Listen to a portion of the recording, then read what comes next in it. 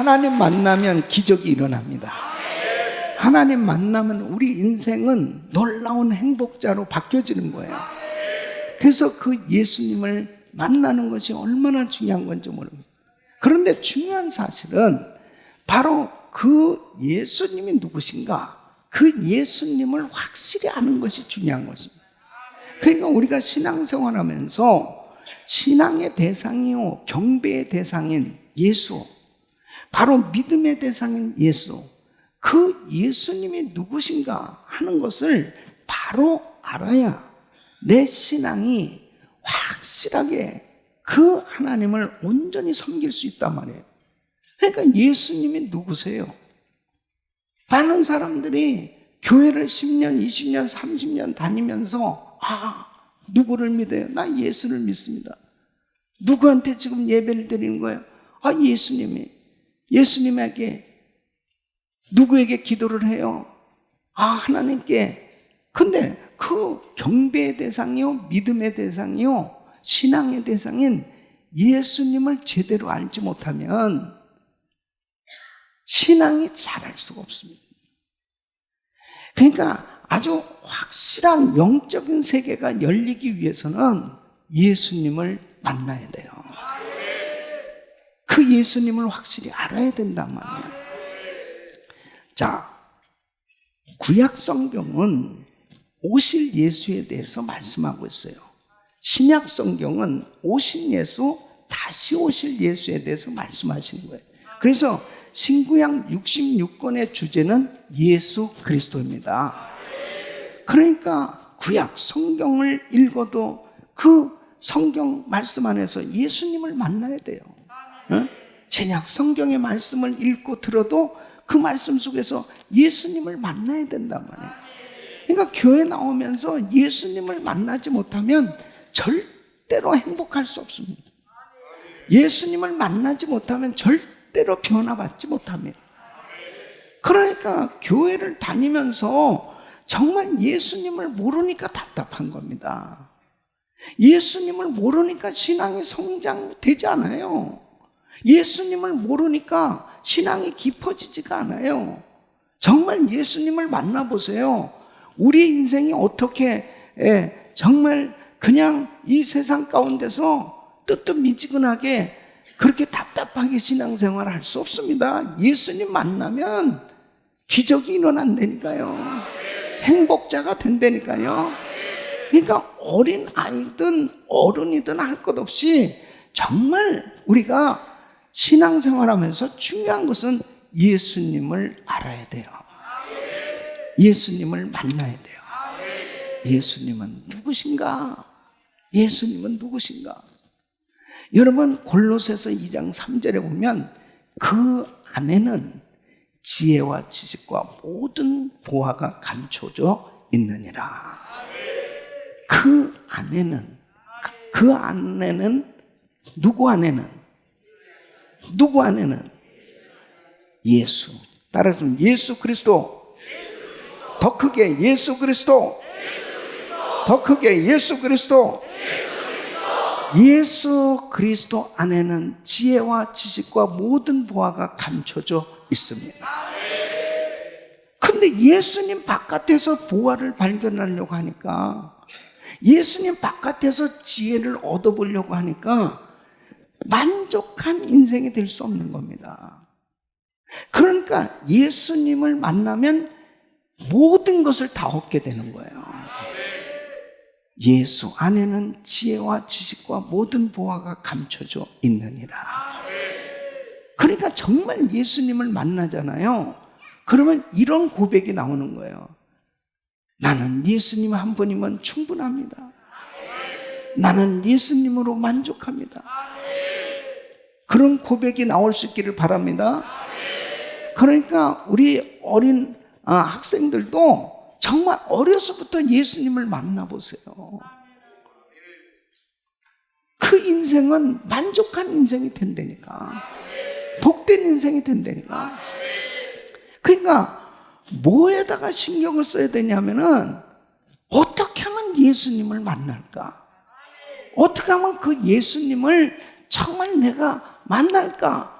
거기에 투자를 해야지. 엉뚱한 데다가 투자를 하고 있으니까 나중에 보면은 허송세월하는 거예요. 응? 정말 답답한 게 뭐냐면은 그렇게 교회를 다니면서도 예수님이 누군지를 모르는 거예요. 예수님이 누군지를 모르니까 신앙이 성장되지도 못하고 하나님 앞에 이런 예물도 제대로 드려보지도 못하고 하나님 앞에 예배를 드리는 것도 답답하게 정말 할 수 없이 마지못해서 형식적으로 그렇게 감격도 없는 그런 예배를 드리면서 사는 사람들이 얼마나 많은지 이루 말할 수 없습니다. 예? 이게 그런 사람들에게 그 붙여진 말이 뭐냐면 벤치 워머다. 의자만 따뜻하게 데워놓고 다니는 사람. 그래서 와가지고 예배 드리면서 한숨 푹 자고 가는 거예요. 도무지 신앙에 변화가 일어나지 않아요. 근데 예수님을 만나면 예수는 곧 길이요 진리요 생명입니다. 그러니까 생명을 얻게 되니까 펄떡펄떡 뛰게 돼 있어요. 네? 야, 우리 목포 사랑의 교회 우리 귀한 이 주일학교 우리 학생들 있잖아요. 와, 얼마나 살았는지 몰라. 어떻게 이렇게 아멘이 자꾸 이사를 왔다 갔다 해요? 네? 우리 어린 자녀들이 그냥 신앙이 살았어. 네? 주님의 은혜를 받으면 어린 아이들이 정말 그 하나님을 향하여 말할 수 없는 감격 가운데 기뻐 뛰며 찬양하지 않을 수 없는 거예요. 네? 그런 신앙이 돼야 되는 거죠. 그런 신앙. 네? 그러니까 어른이고 아이들이고 할 것 없이 성령 충만함을 받으면 말세 남종과 여종에게 성령을 부어주리니 너의 자녀들은 예언할 것이요 젊은이들은 환상을 볼 것이요 늙은이들은 꿈을 꾸리라. 그러니까 성령 충만함을 받고 바로 그 예수가 누구신지를 확실하게 깨닫고 그 주님을 만나면 감격하는 삶이 된다니까요.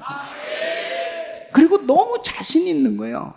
바로 예수가 길이요 진리요 생명인 그 나로 말미암은 것은 아버지께로 갈 자가 없다고 그러는데 바로 그 예수님을 확실히 만나니까 길이 확 보여지는 거예요. 나는 지금부터 시작해서 영원한 천국까지 이게 분명히 확실히 그냥 분명하게 내가 어디서 와서 왜 살며 어디로 가는지를 확실히 알게 됐단 말이에요. 그러니까 속 시원하게 아주 후련하게 자신 있게 당당하게 예수를 믿는 거예요. 그런데 예수님을 모르는 사람은 기도하는 것도 불안하고 그리고 자꾸 의심이 들어오고 그리고 자꾸 답답한 거예요. 이게 진짜 맞는 일인지 이거 정말 제대로 믿는 건지 불안한 거예요. 자, 보세요. 예수님의 제자들이 예수님하고 3년 6개월 동안 같이 지내면서 예수님에 대해서 참 많은 말씀도 듣고 같이 지냈어요. 근데 이 제자들이 사실 예수님을 잘 몰랐다고요. 예수님이 누구신지를 제대로 잘 몰라요. 예? 그랬을 때 결국은 그 주님이 주시는 그 놀라운 축복과 은혜를 받아 누릴 수가 없는 거예요. 그래서 우리 예수님께서는 어떻게든지 자신을 계시해 주시기를 원하셨어요. 제자들에게도 내가 누구냐? 바로 그 예수님 지금 곁에 있는 이 제자들에게 바로 예수님이 누구신지를 분명히 알려주시길 원하셨습니다. 자, 오늘 이 본문 말씀은 벳세다 광야에서 이제 예수님께서 말씀을 전하시고 병자들을 고치시는데 수만 명이 모였을 것입니다. 바로 그렇게 많은 사람들이 모여들었는데 그때 예수님께서 사역을 마치시고 이제 이 많은 사람들, 이 사람들이 이제 저녁이 되고 빈들이 됐으니까 배가 고플 거 아니에요. 그러니까 이 제자들 가운데서 자, 저 무리를 마을에 보내서 무엇인지 사 먹게 하시죠. 그러니까 우리 예수님께서 갈 것 없다 너희가 먹을 것을 주어라 이렇게 말씀하시면서 이 오병이어를 5,000명을 먹이고 12광주를 남기는 이 사건이 기록되어 있습니다. 그런데 이 말씀 안에는 바로 제자들에게 예수가 누구신지를 가르쳐 주기를 원하셨어요. 이 사건 속에서 예수님을 만나기를 예수 이름으로 축원합니다. 바로 예수님이 누구냐? 그 예수님을 확실히 알게 되면 영적으로 열려진다니까요.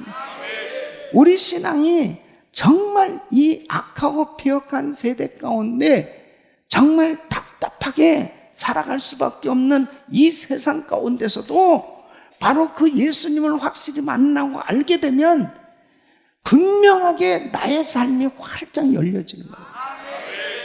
그리고 승리하는 삶이 되는 거예요. 그리고 행복한 삶이 되는 겁니다. 그 예수님을 만나기를 축원합니다. 그러니까 여러분 보세요. 유대인들이 그렇게 하나님을 열심히 믿는다고 하면서 예수님을 모르니까 예수님을 십자가에 못 박은 거예요. 예수님을 모르니까 그 귀하신 예수님이 자기들 앞에 있는데도 그 예수님을 모르니까 그분을 만나질 못해요. 그분의 은혜를 받지 못하는 거예요. 그 오늘날도 마찬가지입니다. 예수님은 이미 십자가에서 우리의 모든 죄를 담당하시고 십자가에 못 박혀 죽으시고 구원의 길을 열어놓으셨고 누구든지 그 예수를 믿기만 하면 우리의 모든 죄가 사함받게 되고 성령으로 거듭나게 되고 이 놀라운 구원의 은혜를 받을 수가 있게 됐단 말이에요. 이 길이 열려졌음에도 불구하고 얼마나 우리 주변에는 이 놀라운 진리를 깨닫지 못하고 사는 사람이 얼마나 많이 있습니다. 얼마나 많이 있어요. 너무너무 답답하잖아요. 그 예수님이 누구신가? 그 예수님만 안다면 사람들이 안 믿겠냐고요. 그런데 지금 예수님의 제자들이 예수님하고 같이 지내는데도 예수님은 모른다니까. 네? 그래서 예수님은 이 오병이의 기적의 사건을 통해서 내가 누구냐, 그 제자들에게 내가 누구냐, 예수가 누구신지를 가르쳐 주시기를 원하셨어요. 그러니까 오늘도 이 말씀을 들으시면서 여러분들이 이 말씀 속에서 예수님을 만나셔야 돼요. 마태복음 11장 28절 말씀, 수고하고 무거운 짐 자 다 내게로 오라. 내가 너희를 쉬게 하리라. 이 세상에 어떤 종교가 수고하고 무거운 짐을 다 내가 맡아주겠다고, 그리고 내가 너희를 편히 쉬게 해주겠다고 하는 종교가 어디 있습니까? 불교고 유교고 이슬람교고 모든 종교는요 다 무거운 짐을 안겨주고 있습니다. 그 율법이라고 하는 그 어떤 도를 닦아야 뭔가 경지에 이룰 수 있다라고 하는, 그리고 내세가 있다면 그 내세를 차지할 수 있다고 생각하니까 오늘도 그렇게 고행하면서 수도하면서 그 길을 가려고 애를 쓰고 있는 거예요. 이 세상의 어떤 종교도 수고하고 무거운 짐 자들아 다 내게로 오라. 내가 너희를 쉬게 하리라. 이렇게 정말 우리의 무거운 짐을 져주겠다고 하는 종교는 없어요. 오직 예수. 오직 예수. 그 예수님만 이렇게 수고하고 무거운 짐진 자라 다 내게로 오라. 내가 너희를 쉬게 하리라. 이렇게 초청하고 계신 줄로 믿습니다. 이 예수님을 제대로 만나면 정말 우리의 무거운 짐이 주님께서 다 무거운 짐을 맡아주시고, 죄의 짐을 맡아주시고, 병든 짐을 맡아주시고, 생활의 짐을 맡아주시고 다 해결되는 줄로 믿습니다. 그래서 정말 예수님 만나면 행복한 거야.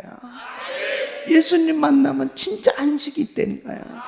예수님 만나면 내 육체의 질병이 찾아오고 나의 삶 가운데 곤고한 시험과 환난이 닥쳐온다 하더라도 하나님께서 주시는 이 평강을, 이 하나님께서 주시는 이 놀라운 이 안식을 얻게 될 때 그 환난 가운데서도 행복할 수 있어요. 그 하나님을 마음껏 찬양하게 됩니다. 그 예수님을 만나셔야 됩니다. 그 예수님 만나야 행복하다니까. 그러니까 이런 부흥회가 중요한 것은 이번 집회를 통해서 정말 어린 아이들이 성령 받아야 되는 거예요.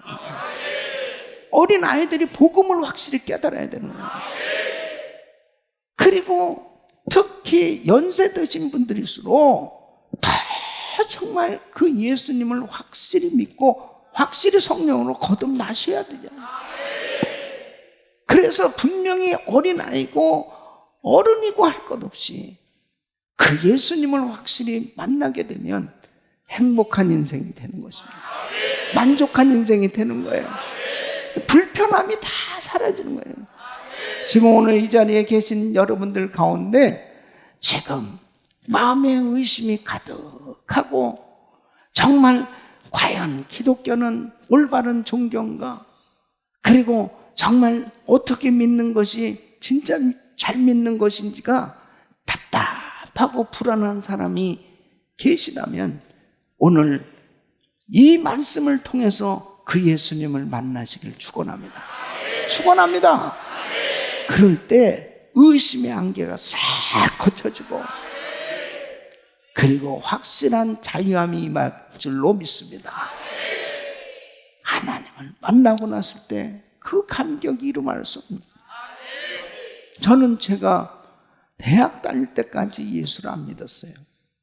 얼마나 많은 사람들이 저한테 전도했는지 몰라요. 그런데 학교 다닐 때 나한테 전도한 친구들은 얼마나 열심히 전도하는지 몰라요. 근데 꼭 전도한 친구들 가운데 보면은 공부 못하는 애들이 꼭 전도를 하더라고요. 그러면은 내 마음 가운데 야, 너나 잘해라, 너나 잘해라. 그리고 교회는 안 다녀도 이게 교회 비리 무슨 잘못된 교회 문제들 이런 것들은 또 입수가 잘 돼 있어요. 그래가지고 야, 뭐 교회 다니는 사람들이 이러는 거는 뭐야, 저러는 거는 뭐야. 그러면서 그렇게 왜 예수를 믿지 말아야 될까를 아주 조목조목 잘 설명해 주면 아무 말을 못하고 그냥 가더라고. 그럼 내 속으로 뭐 어떻게 생각했는지 아는 바보 같은 자식. 너나 잘해라, 너나 잘해라. 그리고 쾌감이 있었어요. 근데 예수님을 딱 만나고 나서 깨달은 게 뭔지 알아요? 예수님을 만나고 나니까 천국 가족이 분명히 있는 거야. 내가 안 믿고 있었을 때도 하나님은 살아 계셨고, 내가 천국과 지옥을 부인하고 살 때도 천국과 지옥은 있었고, 그러니까 내가 그 믿는 친구, 나한테 전도하는 그 친구한테 계속해서 내가 기독교를 조롱하고 그리고 교회를 비판하고 그러면서 그렇게 예수 믿지 말아야 될 것을 얘기하고 있을 때 그 친구는 이렇게 생각을 했었던 걸 나중에 알게 됐어요. 이 자식아 지옥이나 가라 이 자식아 그러고 가더라고요. 와, 내가 예수 믿고서 그걸 알게 됐어. 그걸 그때는 마치 내가 잘난 줄 알았어요. 나한테 전도하는 친구가 바보고 안 믿고 있는 내가 똑똑한 놈인 줄 알았다고 그랬는데 예수님을 만나고 나서 보니까 내가 진짜 믿지 않는 놈이 바보였던 거예요. 에? 그때는 제가 충격을 받은 게 뭐냐면 야 그때 죽었으면 어떻게 했냐면 내가 그때 죽었으면 지옥 가는 거 아니에요. 그때 죽었으면 난 지옥이야. 그렇게 어줍지 않은 지식 가지고 교회를 비판하고 목사님을 비판하고 예수 믿는 사람들을 비판하고 무슨 기독교를 개독교라고 그러고 입이 벌려졌으니까 마음대로 함부로 막 말하고 함부로 조롱하고 그랬을 때도 하나님은 살아 계시고 천국과 지옥은 있고 근데 하나님이 너무 오래 참아주셨던 거예요. 그게 나중에 너무너무 감사했습니다. 그때 그냥 하나님이 날 꼴밤이나 한번 확 줬으면 그냥 어떻게 될 뻔했어요. 그런데 하나님이 불쌍히 여기시고 긍휼히 여기시고 오래 참으셔서 예수님을 만나고 나서 얼마나 회개했는지 모릅니다. 하나님을 만나고 나서 보니까 영적인 세계가 확 열려지는데 이 분명한 천국과 지옥이 있더라 말이에요. 분명하게 천국과 지옥이 있는 거예요. 그 예수님을 만나시기를 축원합니다. 여러분 사람이 올 때는 순서가 있어요. 그래서 나이 먹은 사람 어린 사람 있어요. 그럼 갈 때는 순서가 없어요. 갈 때는 순서가 없다니까. 언제든지 어린 사람도 젊은 사람도 이 세상을 떠날 수 있는 거예요. 근데 중요한 사실은 분명히 예수 믿는 사람은 천국 가는 거고 예수 믿지 않는 사람은 지옥 가는 거예요. 그렇다면 정말 우리 목포 사랑의 성도들 온 가족들은 언제 이 세상을 떠나도 천국 갈 수 있기를 바랍니다. 한 사람도 지옥 가는 사람 없기를 바랍니다. 반드시 예수님이 누구시냐 그 예수님을 알고 만나야 돼요. 자, 오늘 이 말씀은 정말 중요한 내용이에요. 여러분이 지금 예수님께서 이 제자들에게 예수님이 누구신지를 계시해 주시고 바로 그 주님이 내가 누구냐 하는 것을 확실하게 보여주신 이 사건, 바로 광야에서 보리떡 5개와 물고기 2마리를 가지고 5,000명을 먹이는, 그리고 12광주를 남기는 오병이어의 기적이 바로 광야 생활하는 오늘날 우리들에게 그대로 이루어질 수 있는 걸 믿으셔야죠. 믿으셔야죠. 그렇다면 내 생에 정말 광야와 같은 이 세상길 가운데서도 오늘 이 예수님을 만나면 오병이의 기적이 일어날 수 있는 거예요. 오늘날도 오병이의 기적은 일어납니다. 그래서 그 예수님이 누구신지를 분명히 깨달으면 그 예수님께서 주시는 은혜 가운데 내 잔이 넘치나이다. 광야와 같은 이 세상 가운데서도 정말 차고 넘치도록 부어주시는 하나님의 은혜 가운데 행복할 수 있다는 사실, 그리고 감격하면서 신앙생활할 수 있는 거예요. 정말 행복한 신앙생활이 될 수 있다는 거예요. 그래서 여러분이 오늘 그 예수님이 누구신지를 확실히 알고 그 예수님을 만나시기를 축원합니다. 그래서 오늘 이 말씀을 통해서 예수님은 누구신가? 따라하겠습니다. 예수님은 모든 것을 예비하시는 하나님이시다. 믿습니까? 우리 예수님은 우리를 위해서 모든 것을 예비하시는 하나님이세요. 네? 자, 보세요. 이제 제자 가운데 한 제자가 지금 저녁입니다. 저녁. 네? 그러니 이 무리를 이제 보내서 무엇을 좀 먹게 하시죠. 그러니까 이 16절에 갈 것 없다. 너희가 먹을 것을 주어라 그래요. 자, 그러면 지금 제자들이 가진 것이 얼마 되지도 않고, 그리고 지금 제자들이 몇 명이나 됩니까? 근데 지금 이 무리는 여기 남자만 5천 명이면요, 여자와 아이 외에 남자만 5천 명이면 수만 명이 모였을 수 있는 그런 무리라고요. 그 제자들이 어떻게 이 많은 사람들에게 나눠줄 수 있냐고요. 그러니까 우리가 신앙생활 하면서 참 갈등이 뭐냐면, 자꾸 강단에서 목사님은 된다고 말씀을 전하는데 이 말씀을 듣는 우리에게 있어서는 참 답답할 때가 있습니다. 현실적으로는 너무 안 되는데 너무 어처구니 없는 말씀을 꼭 전하는 것 같고 참 답답할 때가 있어요. 허황된 말을 하는 것 같단 말이에요. 갈 것 없다. 너희가 먹을 것을 주어라. 아니, 지금 우리가 가진 것이 얼마나 된다고 이 많은 무리에게 나눠주라는 말인가? 그러니까 동일한 사건이 요한복음 6장에 기록됐는데 빌립이라고 하는 제자가 이렇게 이야기를 합니다. 여기 있는 사람들에게서 돈을 조금씩 걷어도 200데나리나 부족합니다. 그렇게 말을 해요. 그 뭐예요? 이 빌립은 벌써 계산이 쫙 나오는 거예요.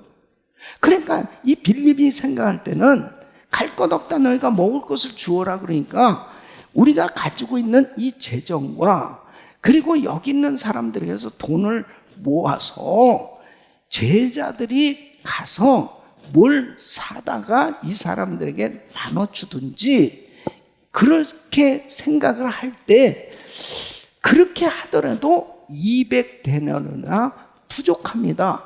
부족합니다로 끝나잖아요. 그 부족하다는 건 뭐예요? 그러니 힘듭니다. 안 됩니다. 어렵습니다. 그 얘기 아니에요? 예? 그러니까 사람들은 과학적 사고, 합리적 사고, 예? 이런 경험을 가지고 하나님의 말씀을 판단하면 전혀 이해가 안 돼요. 그러니까 항상 뭐냐면 안 됩니다로 끝나는 거예요. 어렵습니다로 끝나는 거예요. 그러니까 아무런 일이 일어나지 않습니다. 그런데 여러분 보세요. 갈 것 없다. 너희가 먹을 것을 주어라고 말씀하셨을 때는 5천 명을 먹이도 12강주리를 남길 양식을 예비해 놓고 말씀하시는 하나님.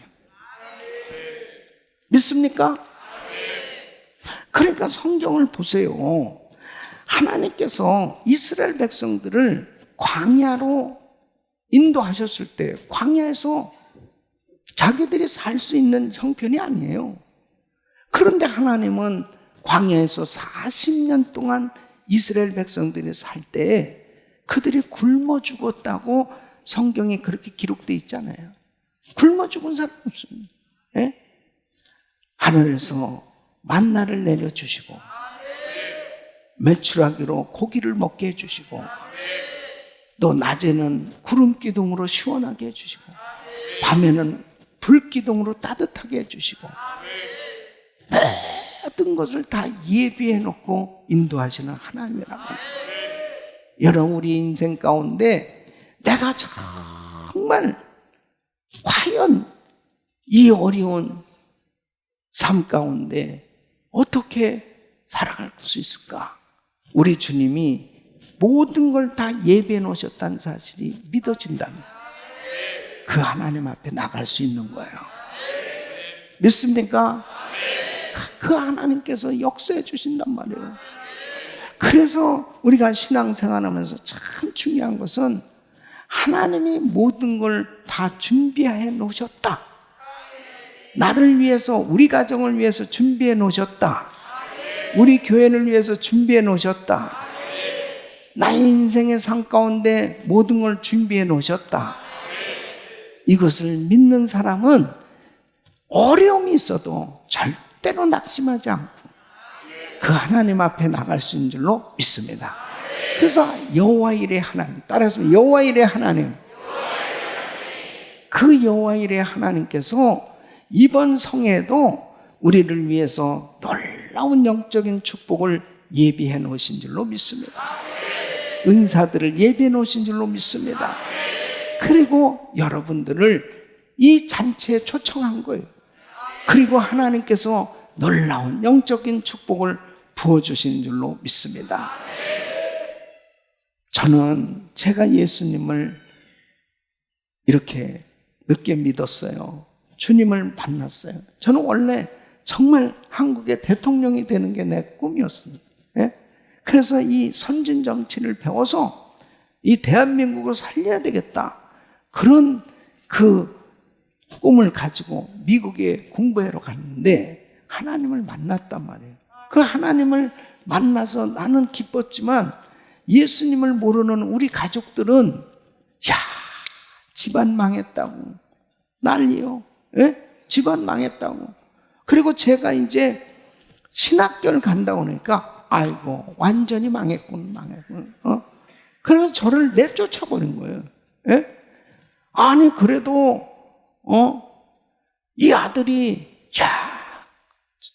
그런 큰 꿈을 가졌을 때는 그냥 대단하게 봤는데 아이고 신학교를 간다고 그러니까 이거는 완전히 집안 망했다고 그래서 더 이상 이제 의절하자. 근데 우리 가족들이 나를 다 쫓아버려요. 그건 제가 그 미국에서 말이에요. 어떻게 살아갈 거예요? 진짜 막막한 거예요. 내가 공부할 때는 그래도 집에서 돈도 보내주고 그리고 내가 학위를 받아서 난 이제 한국에 나올 그 유학생이었으니까 그런 꿈이 있었잖아요. 근데 이제 집에서 막 완전히 날 내쫓아버린 거예요. 예수 믿는다고. 예수 믿는 것까지는 오케이. 근데 신학교 간다고 그러니까 이제 완전히 저하고 이제 끝이라는 것입니다. 그러니 저는 보세요. 하던 공부를 이제 포기하고 신학교 갔죠. 신학교 가서 그 미국에 있는 동안 내가 영주권이 있습니까? 그 다음에 무슨 직업이 있습니까? 예? 아무것도 없는 거예요. 그냥 신학생, 가난한 신학생이 됐는데 여러분들처럼 다 이렇게 가면 집이 있지. 자기 집이 있잖아요. 나는 갈 곳이 없다니까. 그러니까 성전에서 자는 거예요. 성전에서. 이렇게 큰 성전에서 자본 사람이 있어. 예? 원베드룸이 이렇게 큰데. 이래 뒹굴고 저래 뒹굴고 부딪히는 것도 없어. 예? 그런데요. 우리 가족이 날 버리고 친구가 날 버리고 모든 사람이 날 버려도 예수님은 날 버리지 아니하십니다. 나는 예수님 한 분으로 만족합니다. 그러면서 눈물로 밤을 지새우면서 기도해 본 적이 한두 번이 아니지. 예? 그런데 여러분 보세요. 이제 내가 이렇게 하나님 앞에 기도해서 하나님, 자 이제 나는 미국에서 살아야 되겠는데 그래서 이제 나는 결혼을 해야 되겠습니다. 내 짝은 어디 있습니까? 그러면서 새벽마다 기도를 하는데 한 일주일째 딱 됐는데 환상으로 한 여인을 쫙 보여줬어요. 그 환상의 여인과 제가 결혼을 하게 돼서 할렐루야. 환상의 여러분, 그 환상의 여인과 결혼했는데 그 여인과 결혼함으로 인해서 영주권이 해결되고 신분의 문제가 해결되고 주거의 문제가 해결되고 학비가 해결되고 그냥 한 방에 다 해결됐습니다. 그 환상의 여인이 여기 와 있어요. 35년을 같이 살았습니다. 할렐루야. 하나님께 감사합니다.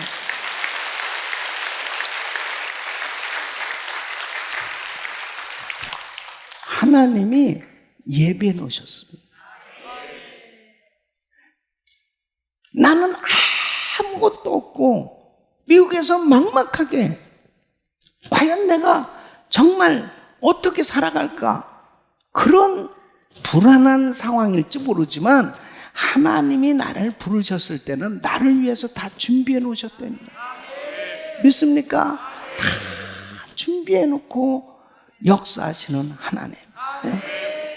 여러분, 이 세상을 살면서 여러분 가운데서는 왜 우리 부모는 부자가 아닐까? 왜 우리 부모는 이렇게 힘들고 어려울까? 나는 왜 이렇게 가정 형편이 불우하고 힘들고 어려울까? 이런 우리 청년들도 있을 수도 있어요. 그런데 여러분, 하나님이 우리의 아버지라니까, 우리 아버지가 이렇게 부자라니까, 우리 예수님이 우리를 위해서 다 준비해 놓으셨다면 뭐가 걱정할 게 있냐고. 그래서 예수님이 누구신지를 분명히 알아야 되는 거예요. 사람들이 예수를 믿으면서도 참 답답한 게 뭐냐면은 그냥 현실적으로 자기의 문제가 힘들고 어려우면은 그냥 정신이 없어요. 아이고 예수고 뭐고, 아이고 정신없어요. 아 내가 지금 죽겠는데 힘들고 어려운데 자꾸 교회만 나오라고 그러시네. 아 자꾸 뭐 예배만 드리자고 그러네. 아 내가 지금 당장 어려운데 아 내 형편을 이렇게 모르시고 자꾸 얘기하는. 왜 그래요? 예수님이 누군지를 모르니까. 그 말은 진짜 예수님이 누구신지를 안다. 나를 위해서 모든 걸 예비하신 그 하나님 앞에 나오지 않겠냐고요. 아멘. 하나님은 나를 위해서 다 준비해 놓고 인도하시는 하나님이시다. 하나님을 만나시기를 축원합니다. 축원합니다. 하나님은 우리를 위해서 모든 걸 다 준비해 놓으셨습니다.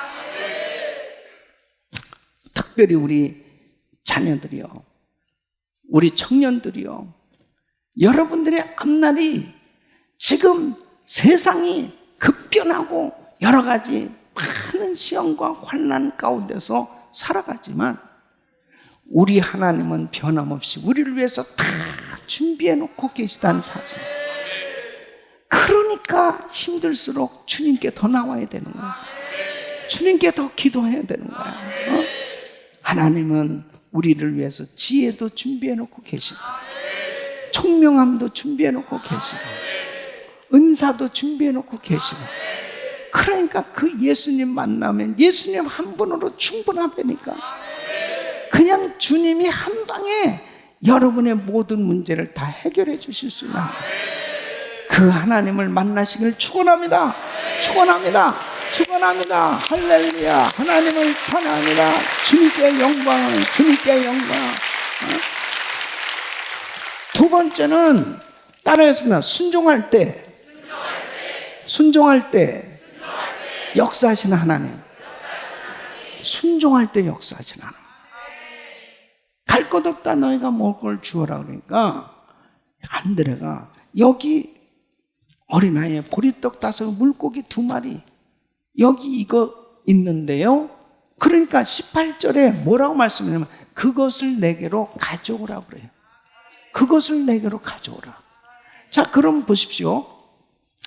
지금 아니 예수님은 하나님이신데 보리떡 5, 물고기 2마리가 꼭 있어야 역사하실 수 있냐고요. 그렇잖아요. 아니, 보리떡 5개, 물고기 2마리가 없어도 얼마든지 먹일 수 있는 능력이 하나님 아니에요. 그러면 이런 방법이 더 쉬울 거 아니에요. 자, 여러분 다 앉으세요. 그리고 2 손을 배에다가 얹으라고 그러고, 배부를지어다. 그러면 배불러질까요? 안 질까? 역시 먹고 사랑에게 정말 청년들은 확실하게 믿음이 좋아. 배불러질 수 있어요. 아멘. 말씀으로 천지를 창조하신 분이 아니 그걸 못하겠냐고요. 그 방법이 훨씬 수월하지. 그런데 그것을 내게로 가져오라고 말씀합니다. 이것은 순종하는지 아니하는지를 보시는 거예요. 이 말씀은 뭐냐면 정말 너 나 믿냐? 너 나 믿어? 그것을 확인하시기를 원하시는 거예요. 네? 그러니까 이 보리떡 5개, 물고기 2마리가 뭘 할 수 있겠냐고요. 이 많은 무리에게 과연 이것이 얼마나 되겠냐고요.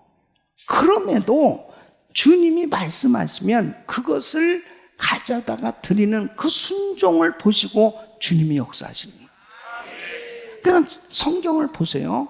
자, 이스라엘 백성들이 가나안 땅에 들어가서 가나안 땅을 정복할 때 그것은 이미 하나님이 약속을 주셨어요. 가나안 땅을 정복하도록.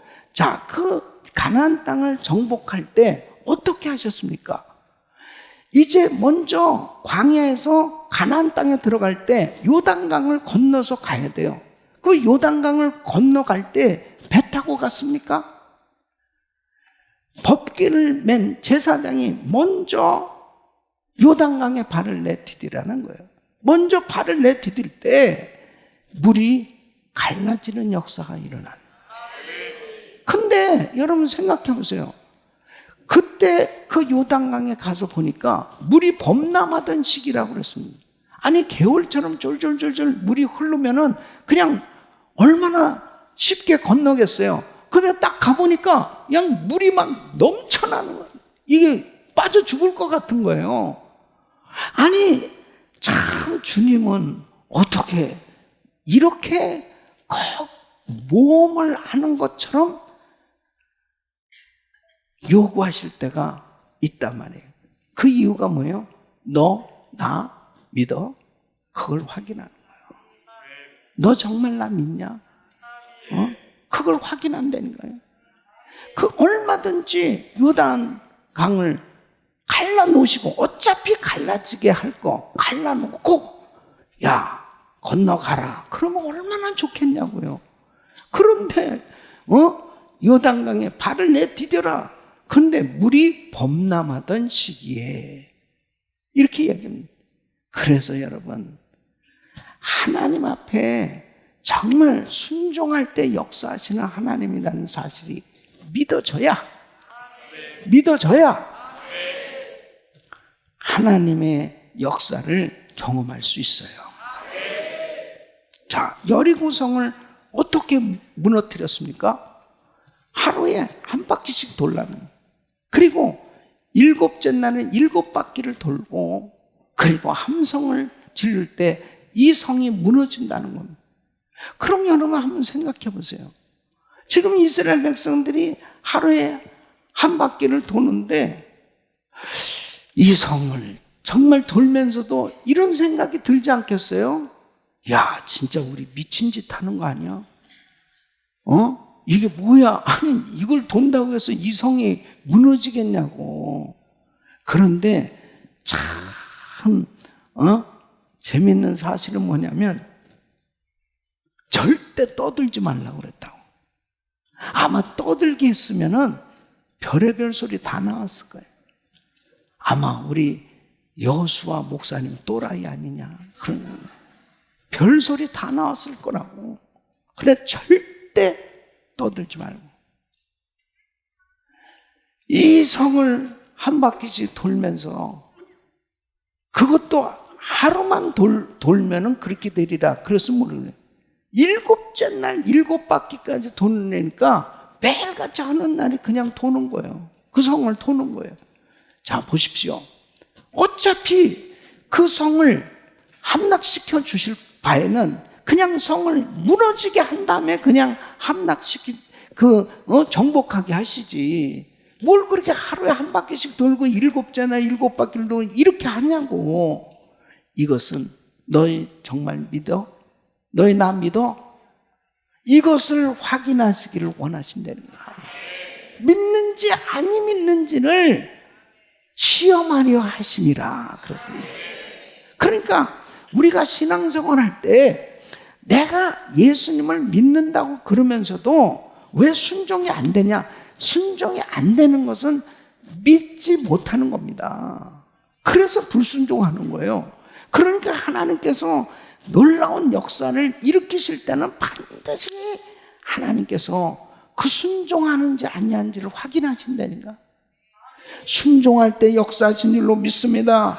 역사하신 줄로 믿습니다. 순종할 때 기적이 일어나는 거예요. 순종할 때.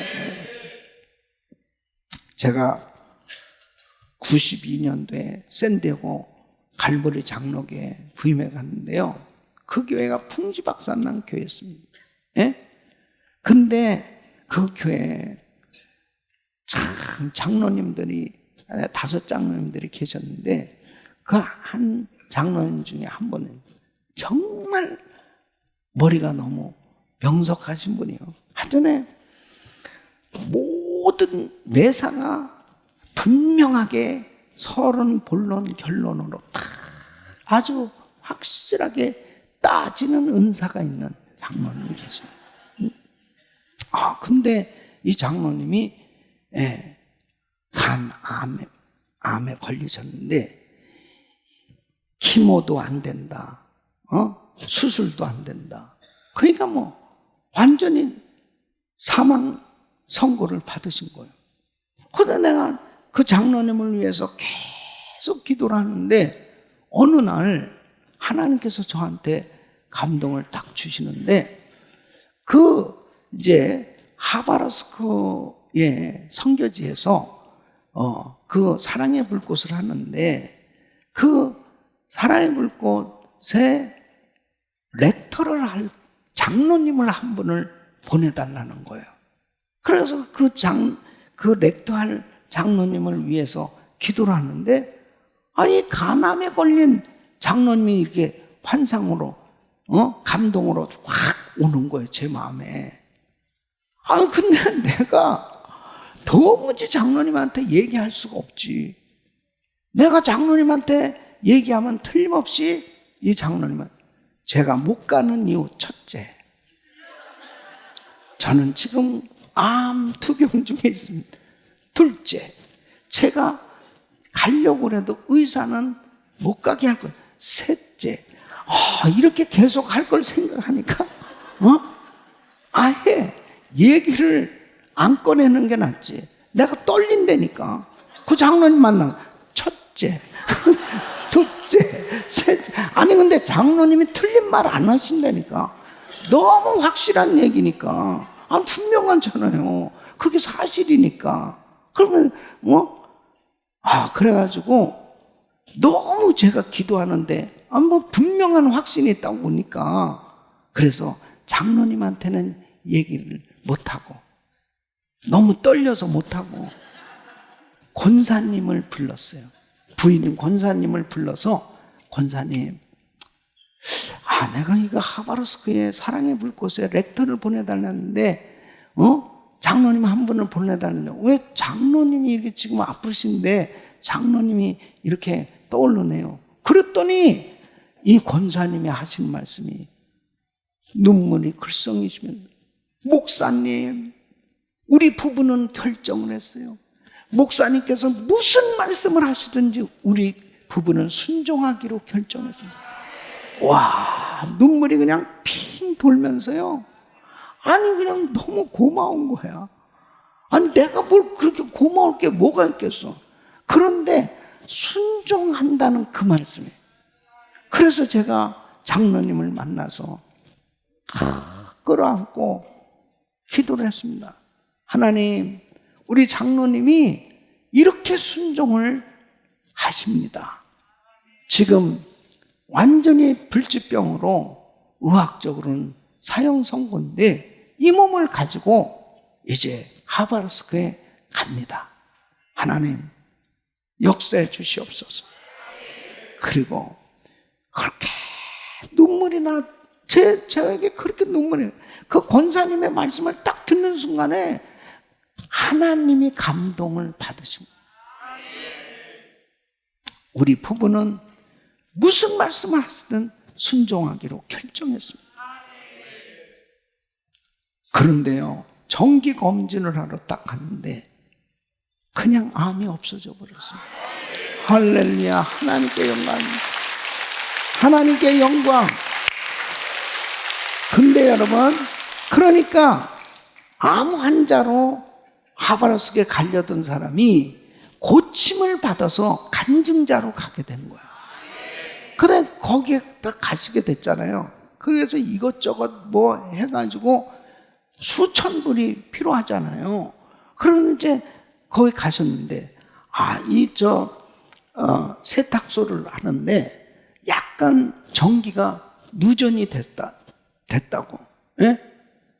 그 사건으로 인해 가지고 거기 간 사이에 이 사건이 벌어졌는데 샵에는 피해는 없죠.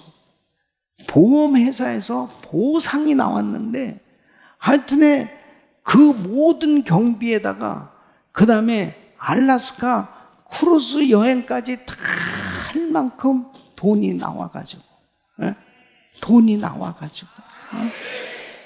하나님이 이렇게 보너스를 주셨다고 영광을 돌렸다. 사랑하는 성도 여러분, 순종하니까 하나님이 기적을 베풀어요. 하나님의 손에 모든 게 다 있더라고요. 하나님이 만져주니까 암도 고침받게 돼요. 사업장에도 하나님이 기적을 베풀어 주시고 하나님의 역사가 일어난 줄로 믿습니다. 하나님 앞에 순종이 얼마나 중요한지 여러분 아십니까? 저는 제가 신학생 때 40일 금식 기도를 하게 됐는데요. 그 금식하면서 얼마나 은혜를 많이 받았는지 몰라요. 하나님, 이 몸을 바치겠습니다. 그리고 그 40일을 정말 하나님 앞에 목숨 걸고 기도하면서 하루에 5시간씩 기도하고 이 창세기부터 요한계시록에 이 말씀을 큐티를 하면서 이 말씀을 암송하고 그렇게 은혜 충만하게 금식을 마치게 됐습니다. 이 금식을 딱 마쳤는데 하나님의 음성이 딱 들려오는데 네가 가지고 있는 그 전부를 드려라. 이렇게 딱 마음에 감동이 오는 거예요. 그때 나는 가난한 신학생으로 내 수중에 현금 1,000불이 딱 있었습니다. 그게 나의 전 재산이에요. 예? 드려라 그러는데 그때 어떤 기도가 나갔냐? 예수 이름으로 귀신은 물러갈지어다. 왜냐? 난 가난한 신학생인데 내가 40일 금식 기도를 했으면 진짜 응답은 장로님이나 권사님이 오셔서 금식하느냐고 수고했다고 1,000불을 나한테 줘야 그게 성령의 역사지. 아니 이 가난한 신학생이 그것도 정말 그 1,000불이 나의 전 재산인데 그걸 바치라고? 이거는 마귀의 역사다. 그래가지고 계속 귀신을 쫓는데 이건 40일 동안 이 몸을 바친다고 그러고 울고 불고 하면서 그렇게 은혜를 받은 사람이 금식 끝나자마자 주머니에다 손을 넣고 1,000불을 붙들고 귀신을 쫓고 있는 나였어. 계속 쫓는데 이게 안 나가는 거야. 그래서 물러가라. 그러니까 이거 도대체 사실 금식 기도할 때는 그냥 하나님 이 몸을 바친다고 그러고 그렇게 완전히 천국이었는데 아니, 끝나면은 무슨 응답이, 이런 응답이에요. 그냥 귀신만 쫓고 계속 있는데, 3일 쫓았는데도 안 나가요. 아, 이거는 분명히 하나님의 말씀이라는 걸 알게 됐어요. 그래서 그거를 정말 가지고 그때 그 기도원장 목사님한테 내 형편을 알죠. 이 가난한 신학생 아무것도 없는 거야. 네. 그래서 그분이 그렇게 눈물로 기도를 축복 기도를 해준다. 그렇게 하면 아무것도 없는데 뭘 내려가서 뭐 할 거예요? 그러니까 하나님이 이곳에 100일간 머물라 그러는 거예요. 그래서 그때에 진짜 그 산속에서 100일간 완전히 창세기부터 요한계시까지 이 하나님의 말씀 가운데 사로잡혀서 금식 후에 더 충만한 그런 시간을 갖게 됐는데 그 100일 기도를 딱 끝나고 내려갔는데 당회장 목사님이 나를 딱 부르는 거예요. 어떻게 금식 잘했나? 잘했습니다. 근데 목사님 주머니에서 수표 한 장을 딱 꺼내. 이거를 가지고 쓰라고 나한테 준대. 딱 보니까는 내가 기도원에서 헌금한 모든 액수의 전부가 거기에 다 있어요. 하나님이 하신 줄로 믿습니다. 그때부터 지금까지 잘 살고 있어요. 나는 전 재산을 바친 사람이야, 나는.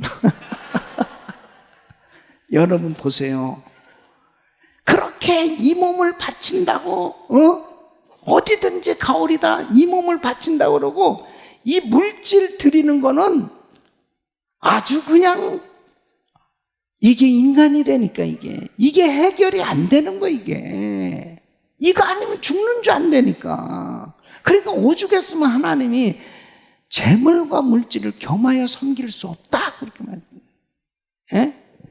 너, 나 믿어? 하나님은 바로 나는 그때 한쪽 편은 이렇게 생각했죠. 야, 40일 금식기도 하고 내려와가지고 사람들한테 돈이나 빌리러 돌아다니면 이런 내 체면, 자존심, 이런 것을 가지고 생각하니까 도무지 안 되겠는 거예요. 근데 그게 바로 인간적인 생각 아니냐 말이에요. 하나님이 말씀하셨으면 하나님이 책임져 주신다니까. 모든 걸 다 예비해 놓고 역사하시는 하나님. 그리고 그때부터 하나님 앞에 나는 이런 기도를 했어요. 가난한 성도, 가난한 주의종, 가난한 교회를 도울 수 있는 목사가 되게 하여 주시옵소서.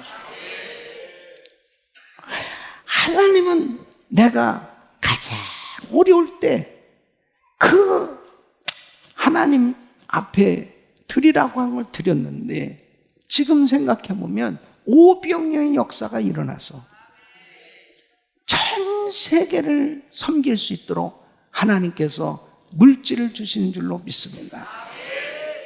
사랑하는 성도 여러분, 순종할 때 역사하시는 하나님. 여러분 마음 가운데 하나님이 감동을 주실 때 순종하시기를 축원합니다. 축원합니다. 그때 하나님이 역사해 주신 거예요. 따라하겠습니다. 차고 넘치도록 축복하시는 하나님. 우리 예수님은 차고 넘치도록 축복하시는 하나님이에요. 그래서 에베소서 3장 20절 보면 우리의 온갖 구하는 것에는 생각하는 것보다 더 능히 넘치도록 하시는 분이 예수님이에요. 자, 20절 말씀 보면 다 배불리 먹고 남은 조각을 12바구니에 차게 거뒀습니다. 12바구니에 차게 거뒀습니다. 그러니까 다 배불리 먹었다라고 그냥 그렇게 끝나도 되잖아요. 근데 왜 12바구니에 차게 거뒀다 이렇게 기록했을까요? 사람들은 다 배불리 먹었다 그러면 야, 앞에 사람은 배불리 먹었어. 저 뒤에 앉은 사람은 아마 쫄쫄 굶고 그런 사람도 있을 거야. 이렇게 불경건하게 생각하는 사람들이 있다고요. 근데 12바구니에 차게 거뒀다는 진짜 다 배불리 먹은 거예요. 그렇죠? 사랑하는 성도 여러분, 우리 하나님은 내가 구하는 것보다 더 넘치도록 주시는 분인 줄 믿습니다. 그 하나님 앞에 나가기만 하면 하나님이 주시는 은혜가 너무 큰 거예요. 자, 보십시오. 예수님의 제자들이 지금 예수님하고 같이 지내면서도 예수님이 누구신지를 잘 몰라. 여러분은 정말 예수님을 믿으면서 예수님이 이런 분이라는 것을 확실히 아십니까? 예수님은 이 제자들에게 자신을 분명히 계시해 주고 싶은 거예요. 그래야 복을 받으니까. 그래야 이 제자들이 하나님의 놀라운 은혜 가운데 승리하는 삶이 될 수 있으니까 바로 예수가 누구냐? 우리를 위해서 모든 것을 예비하시는 하나님. 예수님이 누구냐? 순종할 때 역사하시는 하나님. 예수님 누구냐? 차고 넘치도록 축복하시는 하나님. 그렇다면 여러분, 우리의 삶 가운데 어떤 일이 일어나도 바로 이러한 예수님을 확실히 안다면 어찌 예수님을 떠나겠냐고요. 어찌 불순종하겠냐고요. 어찌 예수님을 멀리 하겠냐고. 이런 예수님을 확실히 안다면 환난이 닥쳐오고 힘든 일이 생겨지고 어려운 일이 있을수록 더 주님께 나가는 거죠. 그럴 때 하나님은 우리를 위해서 물질도 예배해 놓고 계시고 건강도 예배해 놓고 계시고 은사도 예배해 놓고 계시고 축복을 준비해 놓고 계시고 모든 것으로 채워주신 줄로 믿습니다. 그래서 이 주님의 은혜를 받으며 사는 얼마나 감사한지 이루 말했습니다. 네?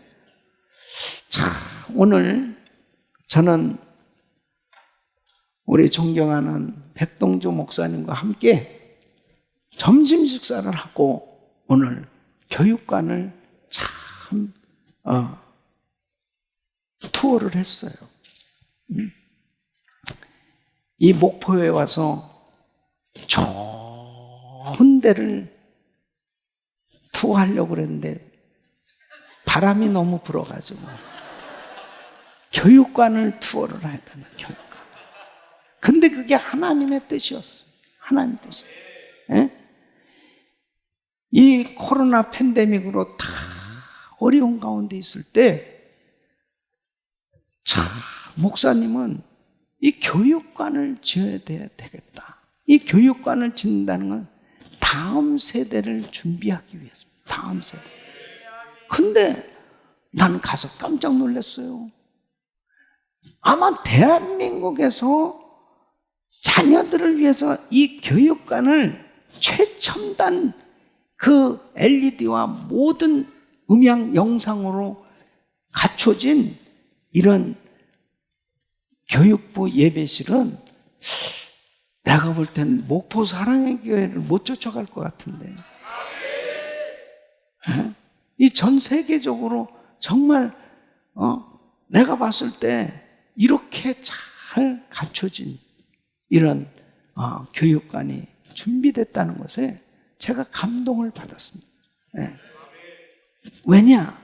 다음 세대가 얼마나 중요한 거야. 그리고 보통 우리가 이렇게 부흥회하면 어른들만 은혜 받고 참 애들은 다 뒷전인데 여기는 애들이 앞자리를 차지하고 애들이 무대에서 뛰어놀고 어른들은 뒷전에 있고 세상에 이런 교회가 어디 있냐고. 하나님께서 다음 세대를 준비한 교회를 축복해 주니다. 이들이 대한민국을 짊어지고 갈 꿈나무들이라고요. 다음 세대가 준비되지 않으면 1세대에 이렇게 다 아름답게 아무리 만들어 놨다 하더라도 결국은 나중에는 아무 소용없는 그런 쓸쓸한 건물로 전락할 수 있는데, 이런 꿈나무들이 정말 성령을 받아서 충만한 은혜 가운데 꿈을 꾸면서 이렇게 성장할 수 있다는 것은 축복이라고. 할렐루야. 하나님께 영광을 받습니다.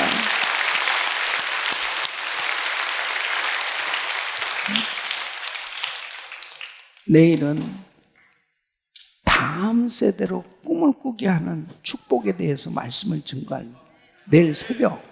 그러니까 내일 새벽은 꼭 나와야 되는 거예요.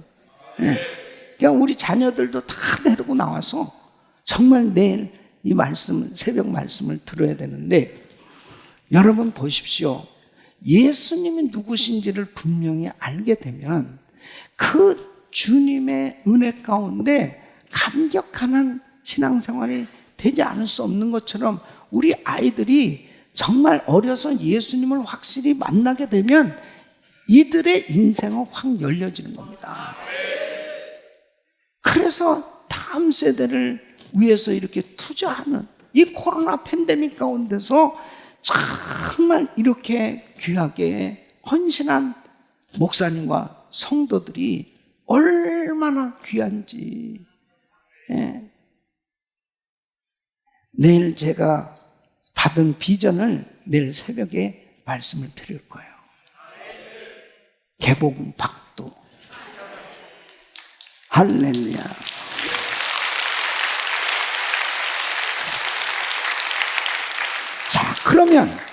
그러면 보십시오.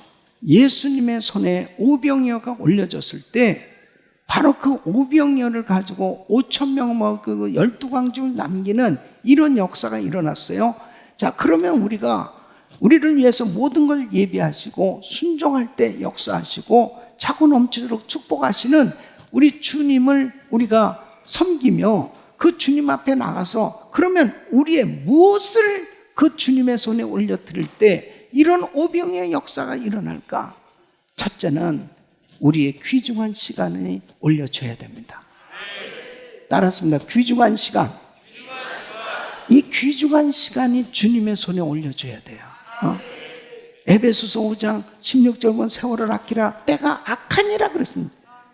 여러분, 지금 우리가 정신없이 살아가고 있습니다. 그런데 세월을 아끼라 때가 악하니라, 무슨 말씀이에요?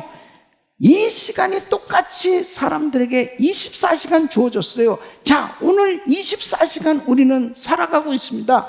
이 24시간 시간 가운데 주님의 손에 올려진 시간만 하나님께서 받으시고 역사해 주시는 거예요. 나머지 시간은 허송세월이 될 수 있는 거예요. 그러니까 오늘도 자, 불과 한두 시간 이 부흥회에 정말 하나님 앞에 이 귀중한 시간을 올려드렸더니 하나님께서 여러분 생애에 놀라운 은혜를 부어주시는 것이죠. 얼마나 이 악한 원수마귀가 그냥 사람들의 시간을 완전히 죄 짓는데 몰두하도록 그렇게 역사하고 있는지 모르고, 그러니까 정신없이 시간이 되면 뭐 했는지도 모르게 그냥 다 쓸데없는데 시간을 낭비하고 사는 거예요. 더군다나 이 코로나 팬데믹 가운데 보면요, 아이들이 정말 온라인으로 예배 제대로 드리는지 압니까? 애들이 방에 들어가서 온라인으로 예배 드린다고 하면서도 전부 게임하고 앉아있고 한번 따는 목사님은 어떻게 그렇게 잘하네. 내가 다 안 되니까 내가 다 안 해. 애들 예배 제대로 못 드리는. 그러니까 교육부가 쑥밭이 됐습니다. 애들이 전혀 이렇게 지금 목포 사랑의 교회 같이 그 아이들이 더군다나 부흥회 무슨 애들이 나옵니까? 주일날도 안 나오는데 그냥 다 무너져 가고 있어요. 온라인으로 애들은 온라인 예배가 안 된다니까요. 그게 거기에서 아멘이 나와야 되는 거예요. 그건 잘 모르겠는데 어쨌든. 근데 사실이라는 말씀이라는 거죠. 사실이에요. 사실이거든. 그러니까 이렇게 이제 교육관이 만들어지고 아이들이 참 집회 때 이렇게 나와서 찬양하고 현장에서 은혜를 받을 수 있는 이런 교회가 됐다는 건 축복인 겁니다. 할렐루야. 하나님께 영광입니다. 내일은 아예 자녀들은, 사랑의 교회 자녀들은 다 나와야 돼. 내일 새벽이고 내일 저녁에 이제 마지막 시간에 기념비적인 삶이 돼야 되거든. 기념비적인 교회가 되고 기념비적인 인생이 돼야 되는. 아멘. 그 사람 다 나오는. 아멘. 근데요, 온라인으로 드는 것도 중요하지만 현장에서 이렇게 목사님을 직접 보면서 말씀을 들으면서 지금 성령님이 이렇게 강력하게 역사하는 이 현장에 있는 것은 굉장히 중요한 거예요. 이건 평생에 잊을 수 없는 그런 역사적인 현장에 여러분들이 하나님을 만나는 기적을 경험하게 되는 겁니다. 그래서 귀중한 시간을 주님의 손에 올려줘야 돼요. 두 번째는 따라서 귀중한 물질. 우리 예수님께서 마태복음 6장 20절입니다. 재물과 하나님을 겸하여 섬길 수 없다. 하나님의 나라의 보화를 쌓는 삶이 되시기를 축원합니다. 여러분, 하나님 앞에 드려진 물질만 하나님 받으시는 겁니다. 드려진 물질만 받는 거예요. 내 지금 은행 잔고가 아무리 많아도요, 하나님 앞에 드려진 것만 하나님께 드려진 것만 하나님이 받으신다니까. 이렇게 드리라고 그러면은 아멘이 아주, 어디 이사를 갔다가 받는다고 그러면 확 다시 오고, 하나님 앞에 드린 것만 받으신다니까. 그래도 우리 목포 사랑의 교회 성도들은 수준이 적어도 11조만큼은 반드시 하는 성도들이 되셔야죠.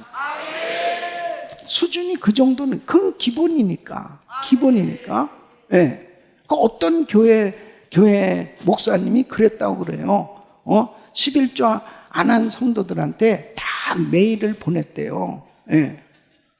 도둑놈들아 회개하라. 그렇게 다 그랬대요. 응? 야, 나는 그렇게는 못합니다. 난 진짜 간 떨려서 그렇게는 못해요. 나는 이렇게는 할 수 있어. 도둑분들이요, 회개하시고. 근데 여러분, 정말 하나님의 것을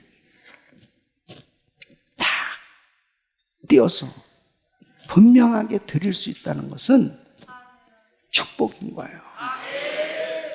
원래 우리는 이것은 율법이 아닙니다. 11조 드리는 건 율법이 아니에요. 10의 2고 10의 3이고 모든 것은 다 하나님께서 주신 거라니까. 그러니까 11조라는 것은 사랑의 고백이에요. 주님이 나에게 직장을 주시고 사업을 하게 해주셔서 감사합니다. 하나님, 이렇게 수입을 허락하신 거 이거 주님이 주신 것입니다 하는 사랑의 고백이 11조예요. 그러니까 10의 2도 드릴 수 있고 3도 드릴 수 있고요. 어떤 사람은 10의 5도 드리는 거고, 그것은 자기 믿음 만큼 드리는 거지, 이걸 뭐 해야 됩니까? 안 해야 됩니까? 이게 무슨 이 성경이 아니, 그렇게 따진 사람은 하지 마. 그러니까 주님이 그 억지로 하지 말라고 그랬잖아요. 진짜 중요한 것은 사랑의 고백이라니까. 내 생명을 살려주신 주님. 예? 그 주님 앞에 정말 이 작은 물질은 그냥 사랑의 고백을 통해서 하나님과의 관계가 이루어지는 걸 믿으시기 바랍니다. 절대로 마귀가 이 물질 때문에, 이 물질로 시험을 했을 때 성경에 보세요. 물질의 시험을 받아가지고 넘어진 자들은 아나니아와 삽비라, 예? 이런 사람들은 이 물질 때문에 넘어졌어요. 절대로 우리 사랑의 교회 성도들은 물질 시험을 통과하시기를 축원합니다. 축원합니다. 그래서 우리의 신앙이 더 믿음이 더 커져야 되는 이유는 내 사업이 아무리 커져서 물질을 11조가 점점 많아져도 조금도 흔들림이 없이 하나님 것입니다. 하나님이 해주셨습니다. 그 사랑의 고백이 이루어질 수 있기를 바라고요. 그래서 어려서부터 할 수 있습니다. 미국에서도요, 재밌는 얘기가 있어요. 애들이 이제 교회 가잖아요. 그러면은 엄마들이 1불씩 주는 거야. 1불씩. 야, 헌금해라. 헌금 1불. 그걸 가지고 하도 습관이 돼가지고 커가지고 의사가 되고 변호사가 됐는데도 1불을 내. 그게 습관이 돼서. 예? 어려서부터 가르쳐줘야 돼요. 그래서 록펠러는 어려서부터 엄마가 너 꼭 11조 해라. 너 꼭 앞자리에 앉아라. 너 목사님 말씀 잘 들어라. 그렇게 가르쳐줬던 것이 커서 재벌이 돼서도 11조 생활을 하고 앞자리에 앉아서 예배드리고 이런 것이 그냥 평상시 자연스러운 그냥 습관이 됐던 거예요. 어려서부터 교육이 얼마나 중요한지 몰라요. 사랑하는 성도 여러분, 물질을 다스릴 수 있는 능력을 받으시길 축원합니다. 세 번째, 따라서 귀중한 몸. 귀중한 몸. 귀중한 몸이 드려져야 됩니다. 로마서 12장 1절 보면 너의 몸을 하나님이 기뻐하신 거룩한 산제사로 드리라고. 여러분, 우리 몸이 주님의 손에 올려졌을 때, 헌신되어졌을 때 하나님이 기뻐 쓰시는 줄로 믿습니다. 저는 그 닉 부이치치라는 그 전도자의 참 영상과 간증에 얼마나 큰 도전과 감동을 받았는지 몰라요. 두 팔과 두 다리가 없어요. 발가락 몇 개 있어요. 그런데 목사님 아들이거든. 근데 그렇게 태어난 거예요. 그러니까 얼마나 비관적입니까? 아니, 두 팔과 두 다리가 없으니까 너무 얼마나 불편할 정도는 뭐 말할 것도 없고, 사람들이 자기를 볼 때 그러니까 너무 낙심이 되어질 수밖에 없는 거예요. 점점 나이가 들어갈수록. 그런데 이 형제가 확실하게 은혜를 받은 거예요. 확실하게 은혜를 받고 변화받은 게 뭐냐면요, 나에게도 이렇게 태어난 것도 이게 사명이라는 걸 알게 된 거예요. 그 몸이 주님의 손에 올려졌을 때요, 하나님이 어떻게 축복을 해주셨는지 압니까? 이렇게 아이들 앞에서, 청소년들 앞에서 집회하는 걸 내가 보니까 이런 탁자 위에다가 이분을 이렇게 올려놔요. 올려놔. 그러면 제일 먼저 하는 게 이분은 이렇게 쓰러집니다. 자기는 쓰러져요. 그 쓰러져서 자기가 이게 두 팔이 없으니까 진짜 일어나는 게 얼마나 힘듭니까? 근데 싹 이렇게 일어나요. 그러면서 아이들한테 이렇게 얘기하는 거예요. 여러분, 일어나면 됩니다. 일어나면 됩니다. 얼마나 제가 그 영상을 보고 하나님 앞에 얼굴이 해같이 빛나는 거예요. 그러면서 그렇게 예수님을 자랑하고 말씀을 증거하는데, 하나님이 그렇게 두 팔과 두 다리가 없이 그렇게 장애의 몸을 가지고 태어났지만 주의 손에 올려졌더니 하나님께서 은혜를 주셔서 예쁜 자매를 만나서 결혼도 하고 아들도 낳고 그리고 전 세계에 영향력을 끼치는 전도자가 된 줄로 믿습니다. 할렐루야. 하나님께 영광입니다. 하나님 감사합니다. 사랑하는 성도 여러분, 내가 아무리 잘나고 똑똑하고 건강하고 많이 배웠다 하더라도 하나님의 손에 올려지지 않으면 하나님이 쓰시지 않아요.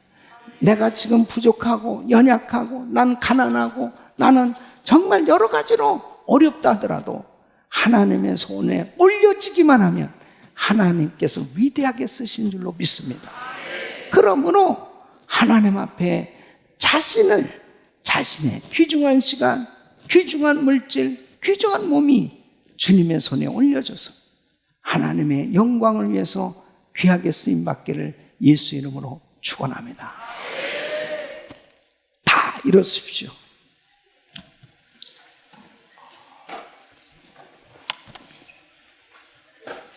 하나님께서 여러분들에게 은혜를 주시는 것은 이제 전 세계를 품고 기도하면서 여러분들은 이 목포시를 복음화시켜야 되는 사명이 있습니다.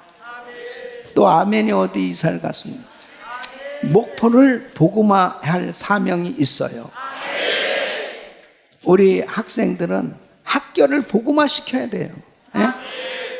친구들에게 전도해야 되고 우리 성도들은 사업장을 복음화시켜야 됩니다. 우리 가정에 아직 예수 믿지 않는 가족들을 주님께 인도해야 됩니다. 이 목포 사랑의 교회 사명이 있어요. 이제 집회 후에 정말 샅샅이 예수 믿지 않는 사람들이 다 교회로 오는 역사가 일어날지어다. 대한민국을 살려야 될 사명이 있어요. 여러분은 이 대한민국의 민족 복음화를 위해서 쓰임받아야 될 줄로 믿습니다. 남북 간이 통일이 되었을 때 정말 북한 땅에 교회를 세워야 될 사명이 있어요. 그리고 전 세계에 아직도 예수 소리 듣지 못하고 살아가는 미전도 종족들을 향해서 전 세계 복음화를 위해서 세계 선교를 위해서 쓰임받는 사명이 있습니다. 그러기 위해서는 여러분이 능력을 받아야 돼요. 축복을 받아야 돼요. 은사를 받아야 돼요. 내 거 가지고 하는 게 아니에요. 하나님 것 받아서 하나님이 일을 해야 되는 거예요. 지금 내가 하나님 앞에 정말 드릴 물질도 없고 내 육체의 질병이 있어서 힘들고 어려운 사람일수록 이 성회가 굉장히 중요한 겁니다. 하나님께서 여러분의 병을 고쳐주시고 여러분의 사업의 문을 열어주시고 또 학생들에게는 지혜를 주셔서 뛰어나게 공부를 잘할 수 있도록 하나님이 은혜를 주시고 길을 열어주시고 그래서 하나님의 능력 받아서 땅끝까지 복음 전하기를 예수 이름으로 축원합니다.